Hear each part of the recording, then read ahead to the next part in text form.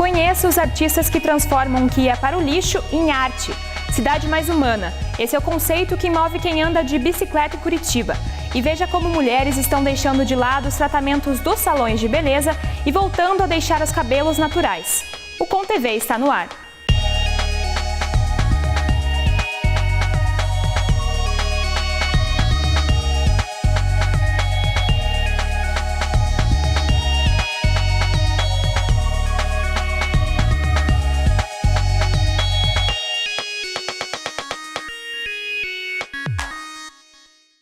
Olá, seja bem-vindo ao Com TV, o telejornal produzido pelos alunos do curso de Comunicação Social da UFPR. Não saia daí! Aqui em Curitiba, cerca de 35% dos resíduos que vão para os aterros sanitários poderiam ser reaproveitados. Mas há quem pense que o conceito de lixo é relativo e que, ao invés de descarte, lixo pode ser sinônimo de matéria-prima. Cartões postais feitos a partir de recortes de papel. Um boneco articulado à base de isopor. Um disco voador feito com CD. Há mais de 30 anos, o artista e arte-educador Joba Tridente produz arte a partir de materiais que seriam jogados fora. Por meio de obras e oficinas culturais, ele ajuda a difundir o conceito de arte sustentável. Então, hoje em dia as pessoas falam muito em reciclagem, né? Reciclar material, né? E às vezes existe uma coisa que está ganhando forma hoje em dia que se chama arte sustentável, que é uma arte feita com material que você encontra em casa, que você encontra na rua, inclusive às vezes um próprio quadro que você tem que você não gostou, você pode reciclar e reutilizar, né? Entre uma das obras que Joba mais gosta está o projeto A Arte Anda, na qual produz brinquedos a partir de isopor e ingressos do Teatro da Caixa Econômica Federal. Além da reciclagem dos materiais, o objetivo da obra é divulgar os artistas que estampam os ingressos, fazendo com que a arte saia do museu. Ele tem toda uma brincadeira que chama A Arte Anda ou Desliza, que é uma cobra. A Arte Anda ou Nada, que é um peixe. A Arte Anda ou Dança, que é um boi de folia, mas ele tem um duplo sentido nisso, quando eu falo que desliza, quando eu falo que dança, quando eu falo que nada, porque a arte é meio que assim, às vezes a arte dança e você dança junto, sabe, às vezes ela dá em nada, então ele tem toda uma brincadeira e também fazer esse processo das pessoas prestarem atenção naquilo que elas recebem. Na maioria de seus trabalhos, Joba reutiliza papéis e embalagens que encontra no lixo ou de produtos comprados no mercado. Ele cria outra perspectiva para imagens e estampas através do olhar. Então, às vezes funciona assim, eu uso muito embalagem, às vezes de suco, às vezes de sabão em pó, do que aparecer, né, para criar peças. Então, às vezes as pessoas se derem conta, elas vão ver que existe algo desenhado ali que elas precisam recortar, né? A arte sustentável já ultrapassou fronteiras. É o caso da artista Carla Schwab, que em 16 anos trabalhando com sustentabilidade já expôs em mais de 10 países. Este quadro foi feito para a exposição Outubro Rosa do ano passado, e que hoje faz parte do acervo do AMA.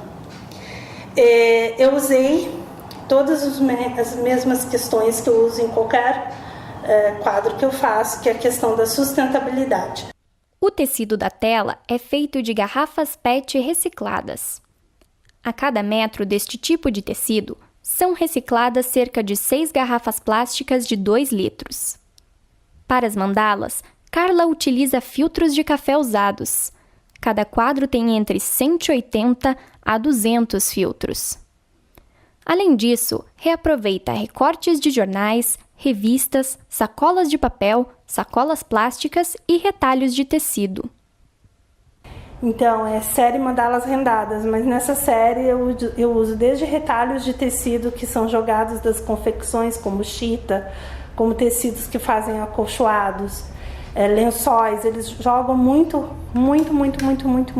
retalho fora. E eu aproveito esses retalhos. Os trabalhos de Carla podem ser encontrados em países como Argentina, Espanha, França, Portugal e Polônia. A última vez que ela expôs fora do país foi em 2013, na Galeria Comercial do Museu do Louvre, em Paris.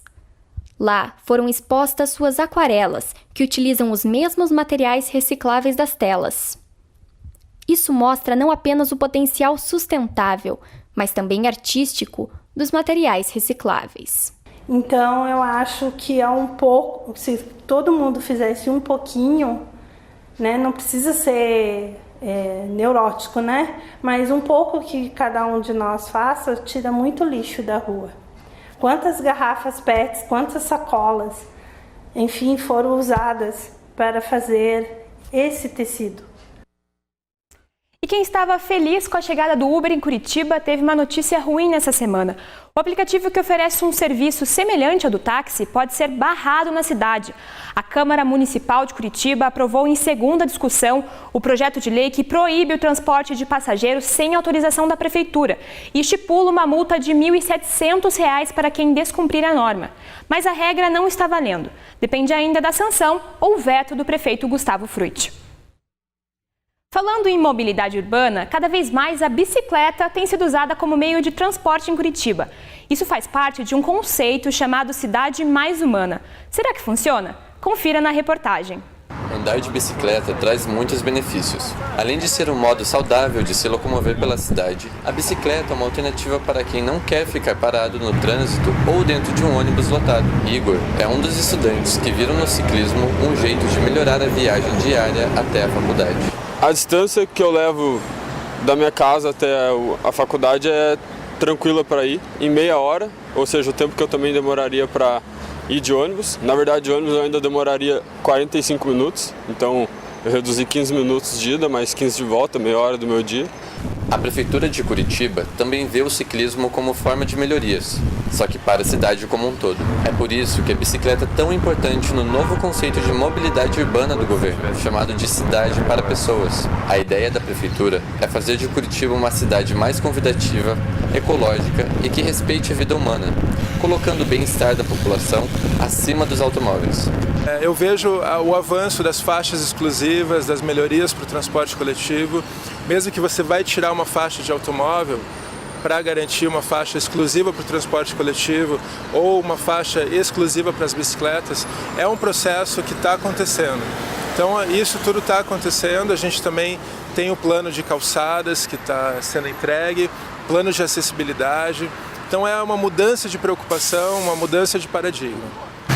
As mudanças no trânsito parecem estar funcionando. De acordo com a Prefeitura, de 2014 para 2015, o número de mortes no trânsito reduziu em 17% aqui em Curitiba. Mesmo assim, algumas pessoas ainda têm receio em deixar o carro na garagem e pegar a bicicleta para ir à faculdade ou ao trabalho. É o caso de Matheus, que mesmo com o tempo parado no trânsito e a vontade de trocar o carro pela bicicleta, tem medo da rixa entre motoristas e ciclistas e de pedalar pelas ruas ao lado de carros e ônibus. Eu moro no bairro Alto, existem 5 faixas que estão sendo construídas, acho que muitas vezes são muito mais centrais. De onde eu venho, a única faixa que eu poderia pegar seria agora que está sendo implementada ali na João Galberto, na Avenida Paraná, mas ainda tem um trecho de pelo menos uns 2-6 quilômetros da minha casa até a avenida que teriam que ser percorridos entre os carros, e aí eu não me sentiria confortável também, né? A Prefeitura planeja expandir a área cicloviária de 200 para 250 quilômetros até o fim do ano, mas diz que a questão não é só de infraestrutura, é de conscientização. Para os motoristas, as campanhas têm sido constantes, frequentes, de mostrar que tem que dar 1,5 metro de distância ao ultrapassar o ciclista. A bicicleta tem sim direito de estar na via. Não tem ciclovia? O ciclista tem o direito de estar na rua e tem a prioridade sobre o carro.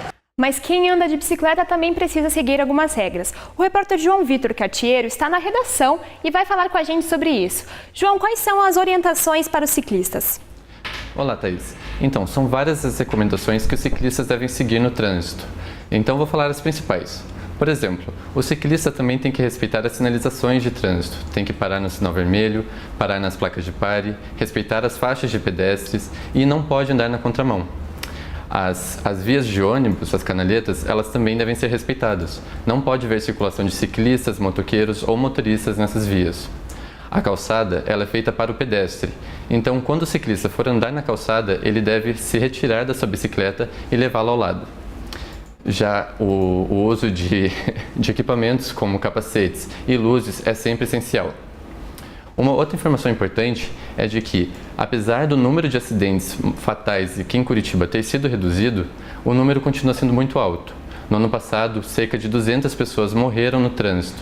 Então é bom lembrar que as leis devem ser seguidas, a velocidade máxima nas ruas deve ser respeitada e tem que sempre manter o respeito com as pessoas, sempre manter a calma, não é mesmo, Thaís? Verdade, João. Respeito é muito importante no trânsito. E atenção, aluno da UFPR, foi aberto o edital de mobilidade acadêmica para o primeiro semestre de 2017. No documento você encontra as regras para se inscrever em algumas das oportunidades de intercâmbios que a UFPR oferece para fora e dentro do país. O documento completo você encontra no site www.internacional.ufpr.br. As inscrições vão até o dia 8 de maio. Uma pesquisa da FEComércio de 2015 mostrou que as famílias brasileiras gastam por ano mais de 20 bilhões de reais em salão de beleza. Mas essa realidade está mudando.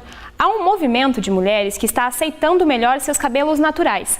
Além de atingir os salões de beleza, essa mudança mostra um novo comportamento feminino. Vários grupos nas redes sociais, cheios de trocas de informações, as cacheadas estão se assumindo cada vez mais. Isso já reflete nos salões de beleza, que precisam adequar muitos produtos às exigências das mulheres cheias de informações. Elas cada vez estão querendo saber mais assim, sobre o que vem na embalagem mesmo, os produtos, a química que vem. Então vai no profissional, tá sabendo adequar aquilo para o cabelo da cliente. Tamires fez química no cabelo por 10 anos e participa desses grupos na internet. Fazendo a chamada transição capilar, um processo de volta aos cabelos naturais, os grupos se transformam num espaço onde as meninas acabam ajudando umas outras. Eu decidi que eu não preciso alisar meu cabelo para me inserir dentro da sociedade. Então, eu posso deixar meu cabelo do jeito que eu quiser e ninguém tá